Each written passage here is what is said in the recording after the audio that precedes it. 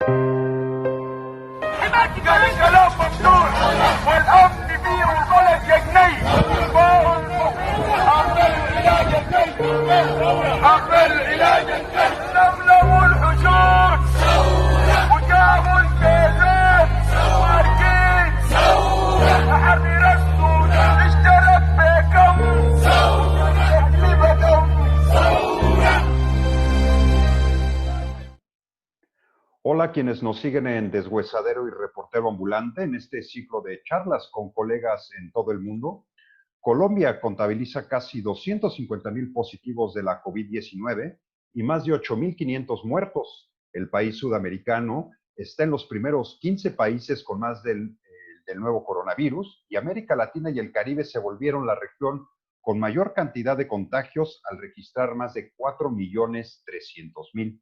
En los últimos días, Colombia, junto con otros países como México, Perú y Argentina, han tenido un alza en contagios, hospitales y funerarias colapsadas, desempleo, falta de medicinas, desinformación o desinfodemia, casos de corrupción en licitaciones, compra de insumos, censura y un interminable etcétera parecen ser los temas que se replican en toda Latinoamérica, con mayor o menor gravedad en algunos países. Por ahora, Bogotá ordenó un aislamiento obligatorio a hipertensos, obesos y diabéticos, y se anunció un plan de gobierno post-COVID.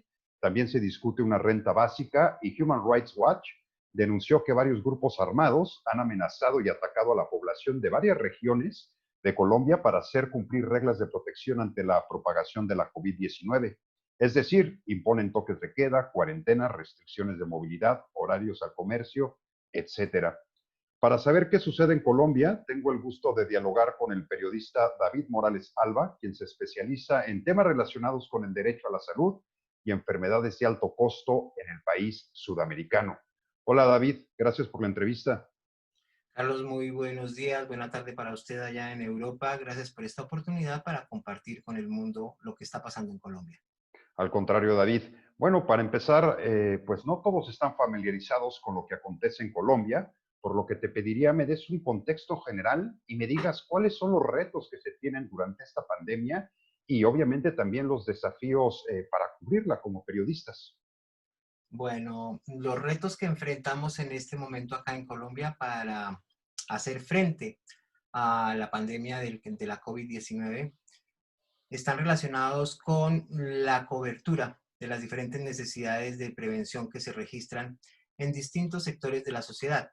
Uno de los sectores más afectados es el sector de los profesionales de la salud, quienes están en continuo y en contacto directo con las personas que se han visto infectadas por la COVID-19 y que no siempre cuentan con los implementos de bioseguridad que garanticen su bienestar, su salud, durante la atención y la prestación de servicios a quienes requieren esa atención durante el tratamiento y la fase de atención de la enfermedad como tal.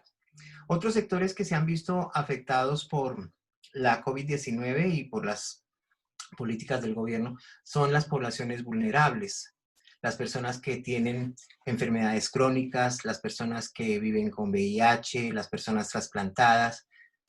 Un caso muy particular es las mujeres que ejercen trabajo sexual y también los hombres que ejercen trabajo sexual.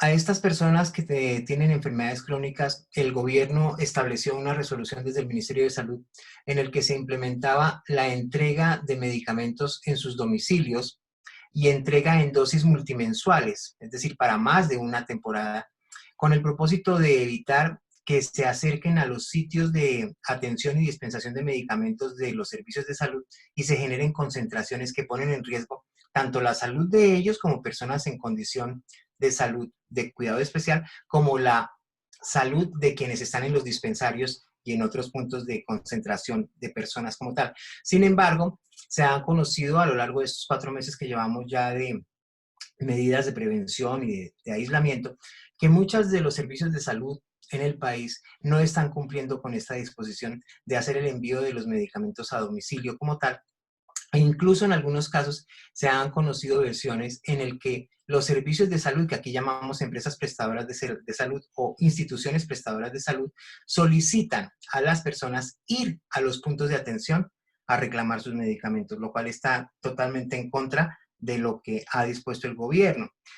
Desde mi punto de vista, he afirmado en algunas publicaciones que he hecho que el esfuerzo del gobierno no ha superado la barrera del documento, no ha llegado a una práctica social. No obstante, hay casos en los que las empresas que prestan servicios de salud sí están cumpliendo con estas disposiciones para las personas que tienen enfermedades crónicas o los mayores de 70 años. De otro lado, desde el punto de vista político, hay una situación que considero crítica y es la falta de credibilidad que tiene el gobierno nacional frente a una gran capa de la población.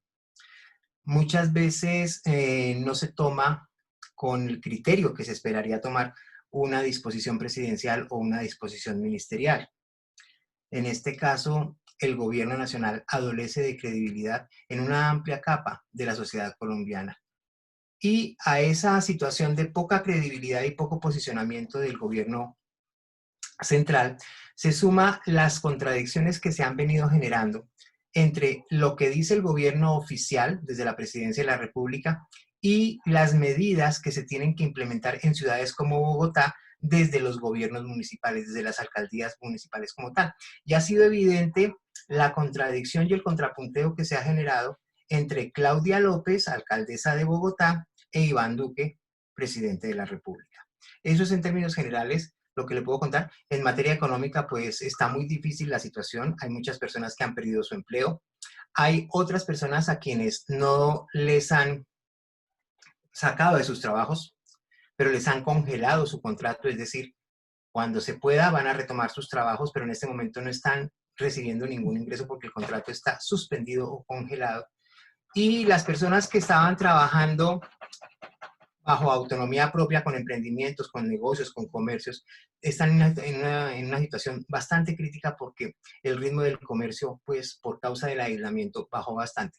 En las últimas semanas que Bogotá optó por cuarentenas totales, o sea, fases de aislamiento totales por sectores de la ciudad, también esto pues ha tenido sus efectos no muy gratos en la parte comercial de las zonas de la ciudad en las que se está implementando ese cierre total. En ese punto, David, te iba a preguntar, ¿en qué están? Yo estaba leyendo algunas noticias de otros colegas que se iniciaría un aislamiento muy puntual con personas con hipertensión, obesidad, etcétera, pero digamos que el grosso de la población ya no tiene este confinamiento obligado, ya puede salir a las calles a hacer sus actividades con las protecciones de vida, o cuál es la situación que se tiene. No sé si es diferente por provincias, por estados. Sí, hay una diferencia en cada ciudad porque las ciudades pues tienen la autonomía de su alcalde municipal como tal, aunque hay una disposición presidencial. Y ahí se hace evidente ese contrapunteo entre los gobiernos centrales y los gobiernos locales. El gobierno central autorizó hace algunas semanas que se fueran abriendo paulatinamente ciertos sectores de la economía, como la construcción, los centros comerciales a partir del mediodía, algunas zonas de comercio después del mediodía, los grandes almacenes, las grandes superficies, y no estaba de acuerdo con un cierre total de una ciudad como Bogotá durante cierto tiempo. Sin embargo, el gobierno de Bogotá, la Alcaldía Mayor de Bogotá, ha detectado que hay algunas zonas de la ciudad, localidades tenemos acá, en donde el impacto de la COVID-19 ha venido creciendo paulatinamente y ha implementado cuarentenas por sección. Entonces, por ejemplo, en este momento y desde hace más o menos unos 10 días, la zona sur de la ciudad, la zona centro, que es donde se mueve gran parte del comercio, está en cuarentena total. Allí no se puede salir, no se puede trabajar, está todo el mundo en aislamiento. A partir de la próxima semana le corresponde a la zona norte de la ciudad, lo que llamamos la localidad de Suba como tal. También entrarán en cuarentena la zona de Engativá, Fontibón, que son zonas amplias. Por ejemplo, en la zona de Kennedy, Engativá, es una zona que aglomera aproximadamente unos 3, 4 millones de personas. Y estamos hablando de que en Bogotá se estima que la población es de 8 millones de personas, lo que quiere decir que en una sola localidad podemos encontrar la mitad de la población. Y es una de las localidades que la alcaldía de Bogotá ha encontrado con mayor casos de COVID vigente, activo, que llamamos en términos de salud. Eso es en Bogotá. En Medellín o en Barranquilla, que también tiene altos índices de infección, los alcaldes han tenido la autonomía de ir implementando sus propias medidas como tal. Sin embargo, la tendencia de las medidas por los índices de impacto y el número de personas infectadas que día tras día crece, y que se dice que hasta ahora estamos llegando a los tiempos pico de la infección en Colombia. Todo eso está indicando que se va a llegar a una cuarentena un poco más estricta como tal. Las personas que podemos salir en las regiones de la ciudad que no tenemos cuarentena todavía, cuarentena absoluta, sino cuarentena regulada, debemos salir con tapabocas, debemos usar gel antiséptico, debemos cambiar el calzado al llegar a la casa y tomar las medidas de prevención que se han venido estableciendo y divulgando por distintos medios de comunicación desde las instancias gubernamentales del sector salud. No obstante, hay denuncias en varios medios y en varias plataformas digitales que señalan que en los centros de atención en salud no se cumple con estos dispositivos y con esos controles o protocolos de bioseguridad y prevención. Entonces, la pregunta que surge es, ¿por qué los centros de atención en salud, que es de donde debería iniciarse el proceso de prevención y de seguridad del impacto de la pandemia como tal, no se está cumpliendo? ¿Y qué está haciendo el gobierno nacional o los gobiernos distritales para controlar ese tipo de situaciones? Y en ese sentido, no se tiene mayor información. Gracias, David. Y con respecto a la movilidad, ¿hay alguna restricción que se vayan entre localidades? Y también la parte de los aeropuertos, ¿se está recibiendo gente de fuera, de otros países, o se mantienen las restricciones, por ejemplo, como aquí en Europa todavía? Se mantienen las restricciones para los vuelos internacionales. A Bogotá y a los aeropuertos internacionales del país solo llegan los vuelos humanitarios, que no son frecuentes. Y a nivel local, a nivel interno, a nivel doméstico, se han ido ampliando los vuelos nacionales con algunas restricciones. No todas las rutas del país están abiertas, solamente rutas con cobertura regional. En el término de movilidad urbana, en las ciudades hay restricciones. Por ejemplo, acá en Bogotá, en el servicio público de transporte, que lo conocemos como Transmilenio, la capacidad de ocupación no puede superar el 75% de los articulados, de los buses. Y la recomendación para quienes viajan en sus carros particulares es que si va el solo conductor puede ir sin tapabocas. Si van dos personas deben ir con tapabocas, y una adelante, que es el conductor, y otra en las sillas de atrás como tal. Y si van más de dos personas, independientemente de la capacidad del vehículo, no pueden ir más de 4 personas en total dentro del vehículo y con tapabocas. Son algunas de las restricciones que se han tomado. Hay controles de la policía para vigilar esto, y a quienes se encuentran sin tapabocas e incumpliendo los reglamentos, los protocolos de seguridad, hay unas sanciones y unas multas. Claro. Hay un mal común en todos los países y obviamente pues con mayor focalización en Latinoamérica, que vienen siendo pues la falta de datos o datos incompletos o datos dudosos al final. ¿Qué es lo que se debe de hacer como periodistas o qué nos está haciendo para poder llegar a tener pues realmente una realidad de lo que está sucediendo en el país, y más, como me comentas, con una falta de credibilidad por parte del gobierno? Y bueno, y en ese tenor, también, ¿cuáles son esos temas que has percibido tú que no se han atendido o ha revelado también esta pandemia? Ya me comentabas algunas situaciones que se han visto, ¿no?, en el sector salud con el avance de la COVID. ¿Cuáles son esos otros temas que has observado y, bueno, pues no han tenido cabida pues en las planas debido a la enfermedad? Bueno, hay temas delicados que ha venido revelando la pandemia. Y el primer tema que reveló la pandemia era que, o es, porque sigue siendo vigente, el país no estaba preparado. El sistema de salud no estaba preparado para recibir una situación como la que hoy estamos enfrentando. Y también se tomaron decisiones tardías para enfrentar la pandemia. Por ejemplo, el cierre de los aeropuertos. Tan pronto se supo de que ya existían casos de COVID-19 en el país, no se tomó la decisión de cerrar los aeropuertos tanto para recibir vuelos internacionales como nacionales, y atacar un poco la movilidad y así reducir el impacto de la pandemia como tal. Esa decisión se tomó semanas después y eso fue algo que permitió que el efecto de la COVID-19 se incrementara en distintas regiones del país, no solamente en Bogotá. La corrupción. La corrupción en los contratos que se han venido estableciendo para brindar ayuda social, apoyo económico, apoyo alimentario, incluso apoyo en temas de atención en salud y de prevención para distintas comunidades vulnerables como tal. Se han venido encontrando contratos que tienen sobrecostos en los artículos, por ejemplo en los mercados. Aquí una lata de atún de 120 gramos cuesta aproximadamente $1.50 en cualquier supermercado. Eso en pesos es 4.000 pesos, 4.200 pesos.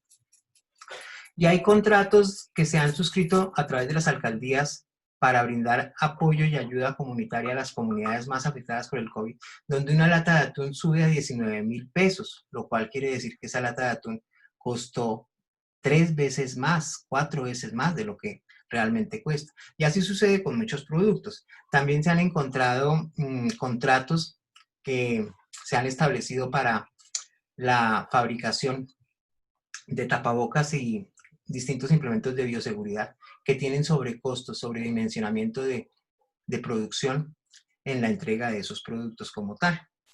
Eso es algo que se denunció, que los medios denunciaron, pero que hasta el momento pareciese que no ha habido desarrollo de la información o de la investigación como tal, y deja muchas dudas en la ciudadanía, en la opinión pública, sobre la veracidad de la contratación y la efectividad de las ayudas. Y una pregunta que circula en la mente de las personas, en el imaginario social es, ¿qué está pasando con la cantidad de empréstitos internacionales y de créditos que ha otorgado el Banco Mundial, el Fondo Monetario Internacional, entre otras entidades, y la banca internacional como tal? ¿Dónde están esos dineros? ¿Cómo se han gastado? La semana pasada el gobierno nacional hablaba de que en la atención de la pandemia se habían gastado 17 billones de pesos. Y hay un observatorio de la Universidad Javeriana aquí en Bogotá que ha venido haciendo seguimiento al costo de la pandemia, de la inversión en la pandemia. Y inmediatamente reaccionó frente a la cifra de la presidencia y con documentos en mano afirmó que la pandemia tenía costos registrados por 5.7 billones de pesos. Es decir, hay una diferencia de aproximadamente 12 billones de pesos. Ahora la pregunta es, si usted como presidente de la República, como gobierno central, está hablando de 17, pero los documentos que están circulando dan fe o constatan la inversión de 5 billones de pesos, ¿dónde están los otros 12? Que al final van a ser pues toda la deuda también que se le va a cobrar a la ciudadanía. Ese es el problema que como periodista yo lo veo. Claro. A la gente no le están preguntando, y pues entiendo por qué no le están preguntando si se realiza un empréstito internacional para atender la pandemia, porque es una necesidad de salud pública, es una emergencia sanitaria. Pero el modo en que están invirtiendo los recursos, la forma en que los están distribuyendo y llevando un control fiscal de la eficiencia de esos recursos, no ha sido muy eficiente para que se presente este tipo de corrupción. Y sin embargo, quienes van a pagar esa deuda pública en el mediano y largo plazo son los ciudadanos como tal. Totalmente. Y a ellos no se les está rindiendo cuenta de qué está pasando con esos dineros. Por ejemplo, hay un caso muy particular que fue a inicios del efecto de la pandemia, y es que se estaba arrancando con la pandemia, con el impacto, con la cantidad de casos que estaban surgiendo, y la presidencia de la República compró 51 camionetas que le costaron más o menos unos 19 billones de pesos, y la Corte Suprema de Justicia también renovó su parking de camionetas para los magistrados, que costó más o menos otros 19 billones de pesos. La pregunta es, ¿cómo puede un gobierno que está empezando a enfrentar una situación para la cual no estaba preparado invertir en renovación de parque vehicular para 2 instituciones del Estado y no pensar en el bienestar de la comunidad?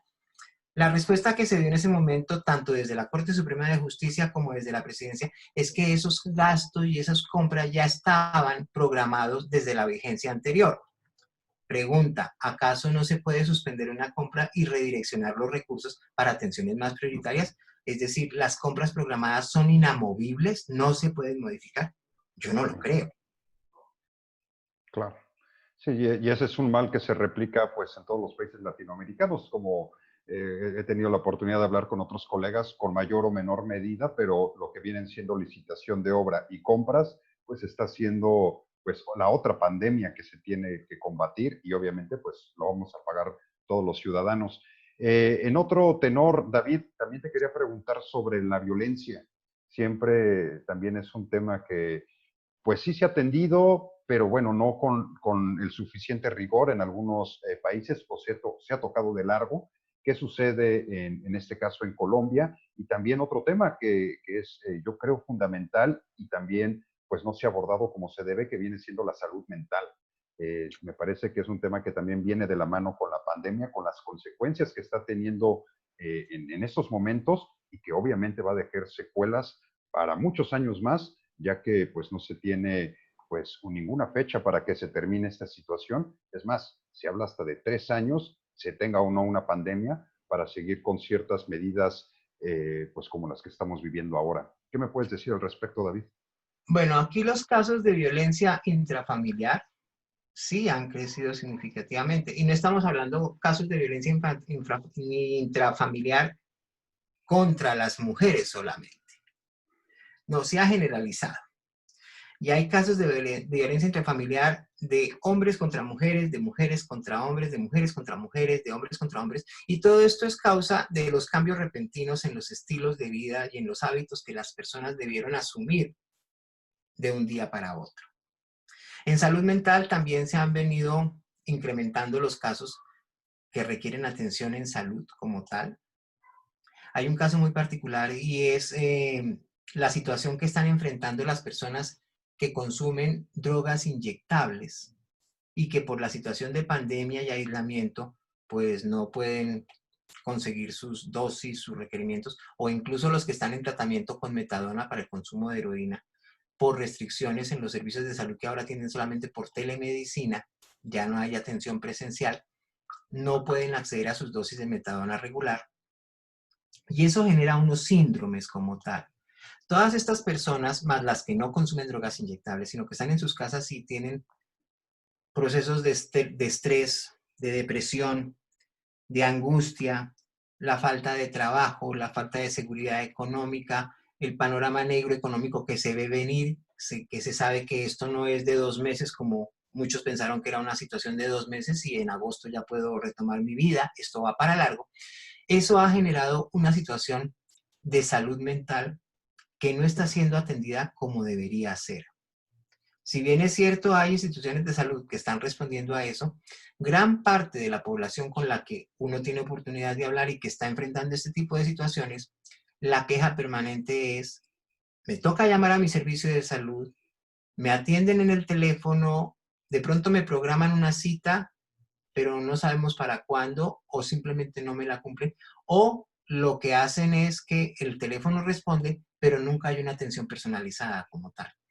Tampoco hay visitas domiciliarias a las personas que requieren ese apoyo psicosocial, no lo están prestando como tal.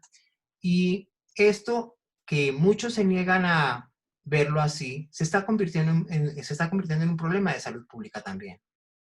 Porque si no estamos bien de la cabeza, estamos mal en todo. Claro, totalmente. Y más para sobrellevar esta situación que, como bien lo comentas, no es para un par de meses. En otro tema también, David, hay señalamientos de compañeros, también lo he leído en algunos reportes, de acoso y represión, pues no solamente a la prensa, también sociales activistas en diferentes zonas de Colombia que pues se han agudizado durante esta emergencia sanitaria. Digamos que como los reflectores están en esta problemática general, pues ha vulnerado, digamos, la seguridad de algunos activistas y también la prensa. ¿Eso está sucediendo o qué me puedes decir? Sí está sucediendo, si no es un caso generalizado como los asesinatos de líderes sociales en el país, que ya usted lo debe conocer, que es una situación que se viene de años atrás y que el gobierno no hace nada. En el caso del contexto COVID-19 y la represión a activistas y también la represión a ciertos medios de prensa, sí se ha venido registrando. ¿Por qué? porque hay activistas sociales que trabajan en temas de salud, que están haciendo denuncias sobre la diferencia de cifras. Claro. No se entiende cómo el Ministerio de Salud maneja unas cifras y el Instituto Nacional de Salud, que es una entidad adscrita al Ministerio de Salud, maneja otras. Los departamentos tienen sus propias metodologías para llevar sus cuentas de casos infectados, casos de personas fallecidas, casos de personas recuperadas, y eso establece unas diferencias abismales en números de cifras, y todos sabemos que una cifra bien manejada da unos datos o se puede leer desde diferentes puntos de vista y perspectivas e interpretar de diferentes maneras.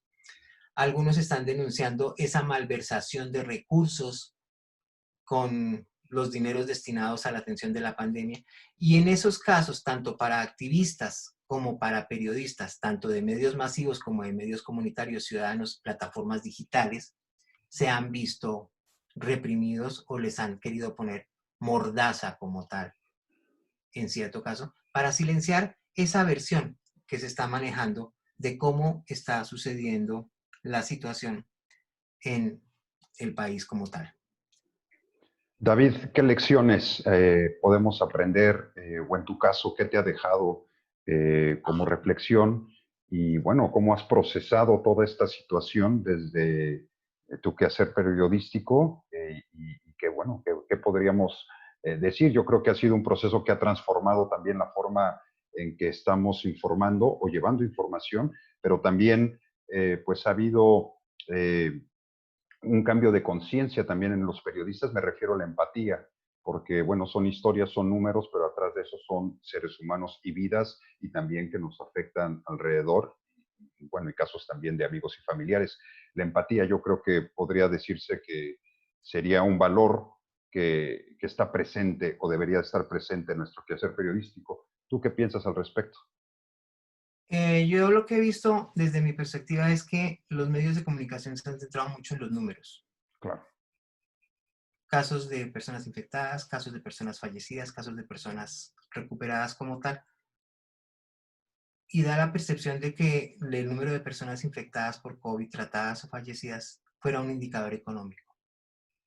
Todos los días se dice subió tanto, bajó tanto, se incrementó tanto, el número de muertos es tanto, el número de recuperados es tanto.